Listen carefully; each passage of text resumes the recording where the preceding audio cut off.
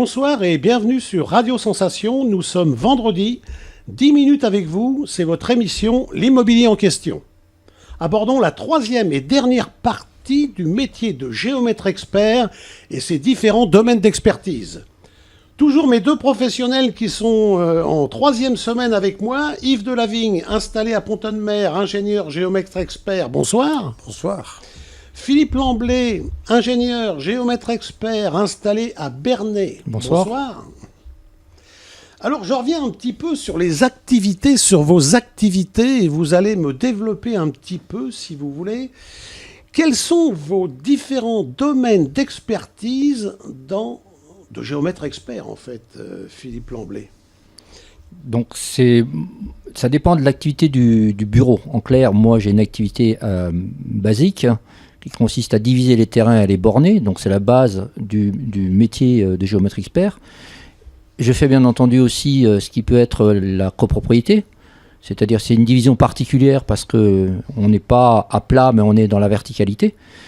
Et après viennent se greffer d'autres aspects de la profession que Yves pourra peut-être développer mieux que moi, puisqu'il a une structure un peu plus étoffée en personnel, donc plus de compétences et de cordes à son arc. Alors, monsieur Delavigne, j'ai vu en préparant cette émission dans votre pédigré que vous travaillez aussi sur des usines centrales nucléaires. Qu'est-ce que vous faites dans ces usines ?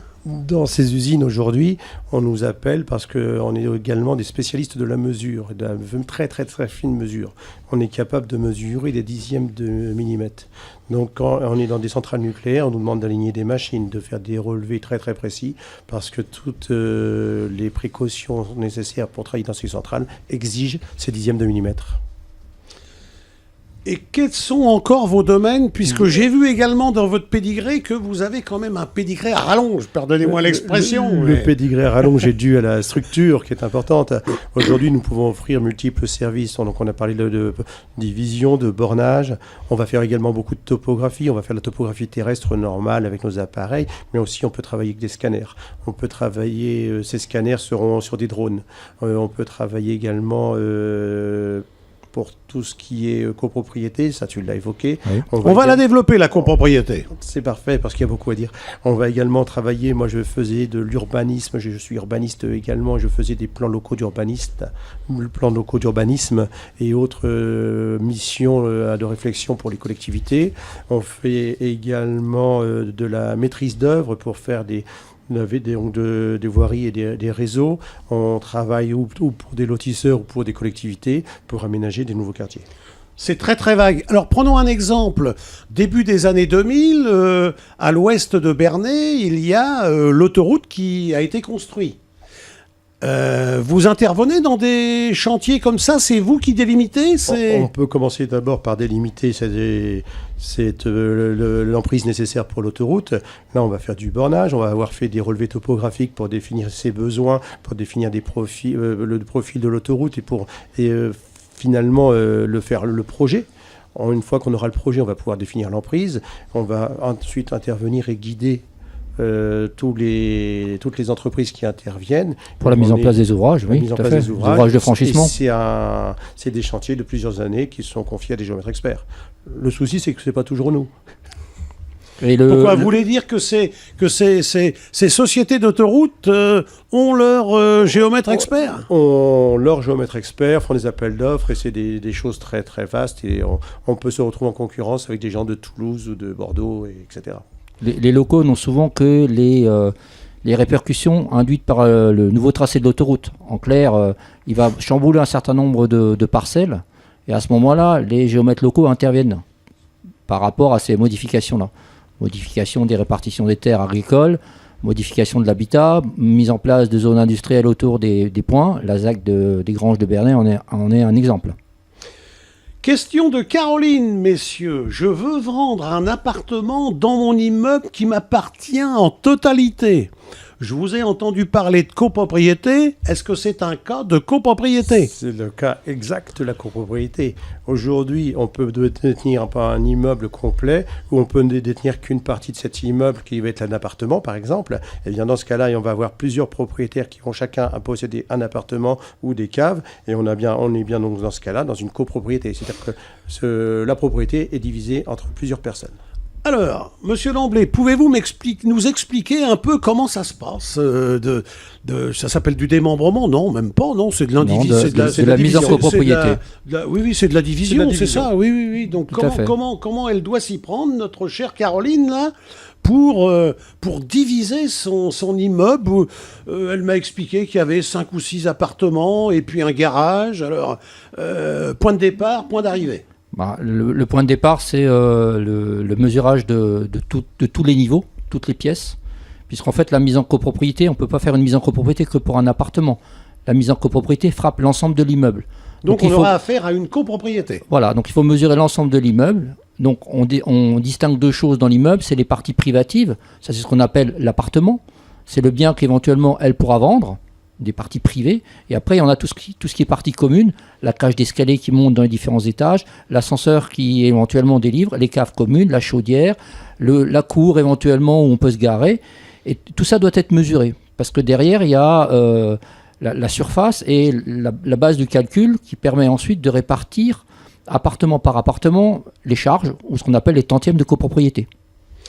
Donc c'est divisé en tantièmes de copropriété, et en fonction de ces tantièmes, chaque copropriétaire va payer des charges communes ou pas communes, je ne sais pas. C'est exactement le principe. Après, ça peut être un peu plus compliqué, on n'a pas le temps de rentrer dans le détail, mais effectivement, en fonction de son appartement, on va payer une partie des charges. Encore faut-il qu'on les utilise et qu'on ait cette utilité-là. Mais c'est très clairement cela, on paye en fonction de sa surface d'appartement.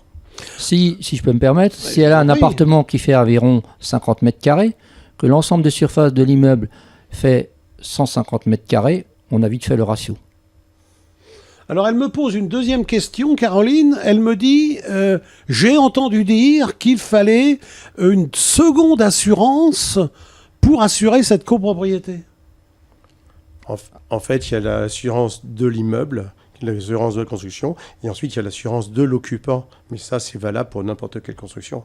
Bien souvent, quand on est propriétaire de sa maison, on ne fait pas le détail, mais il y a une double assurance. Il y a l'assurance d'occupation et l'assurance du bâtiment. C'est ça, parce que par exemple, une personne qui tombe dans l'escalier et l'escalier fait partie des parties communes... C'est bien l'assurance là de l'immeuble qui va prendre en charge. C'est l'assurance de l'immeuble, ou je sais pas, une tuile qui tombe sur le trottoir. Ça sera bien l'assurance de l'immeuble. Et là, ça sera l'assurance de l'immeuble, l'assurance de la copropriété qui va rentrer en ligne de compte. En fait, finalement, on démembre aussi l'assurance.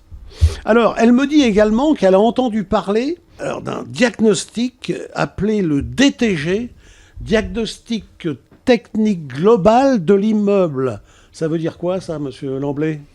Ça veut dire que la réglementation a évolué et que le propriétaire de l'immeuble, quand il met en vente un lot, il doit donner l'état général du bâtiment, pour faire simple, ce qui permet à celui qui va acheter de savoir si il va avoir des charges conséquentes ou pas en fonction de l'état de l'immeuble. D'avoir une connaissance de l'état de l'immeuble, en fait. Une connaissance. En fait, on arrête d'acheter des choses sans savoir ce qu'elles valent. Enfin, on apporte des garanties. Donc, au fur et à mesure des années, l'État a dit qu'il fallait améliorer la connaissance de ce qu'on achète. Et c'est pour ça qu'on a vu fleurir tous ces diagnostics techniques avant les achats d'appartements, de maisons, etc. Et pour l'immeuble, les parties communes, c'est la façon dont on le connaît, c'est ce diagnostic technique. Oui, parce qu'au jour d'aujourd'hui, effectivement, il y a un certain nombre de diagnostics, mais début 2000, il y avait quasiment pas de diagnostic. Non. C'est les lois au fur et à mesure qui ont amélioré cela pour apporter une garantie à l'acquéreur. Et c'est essentiel, il est absolument nécessaire de savoir ce qu'on achète. Ces diagnostics techniques spécifiques pour la copropriété garantissent la connaissance des parties communes, alors que les autres diagnostics garantissent la partie privée. Il nous reste 15 secondes chacun, messieurs, pour conclure. Allez, qu'est-ce que vous me dites sur votre métier, là? De vous donner envie aux jeunes d'y aller Aujourd'hui, moi, voilà 25 ans que je travaille, que je pratique cette activité à mon nom. Et j'en suis à 25 ans de me lever de bonne humeur tous les matins parce que c'est un métier passionnant. En fait, vous êtes en train de me dire que, comme les agents immobiliers que je reçois, qu'ils me disent qu'ils font le plus beau métier du monde. C'est un des plus beaux métiers du monde pour moi. C'est le plaisir de pouvoir faire différentes choses tout en étant dans le même métier. Moi, j'aime bien être dehors et dedans, et le métier de géomètre répond parfaitement à mes attentes. Merci, messieurs, d'avoir accepté l'invitation. Peut-être à une prochaine fois sur d'autres, Avec plaisir. sur d'autres expertises. D'autres sujets. Vous pouvez retrouver tous ces mags immobiliers en audio, en vidéo sur notre site radiosensation.fr. Donnons-nous rendez-vous vendredi prochain après le Flash Info Régional pour une nouvelle émission L'immobilier en question. Très bonne soirée en écoutant Sensation Normandie. Bonsoir.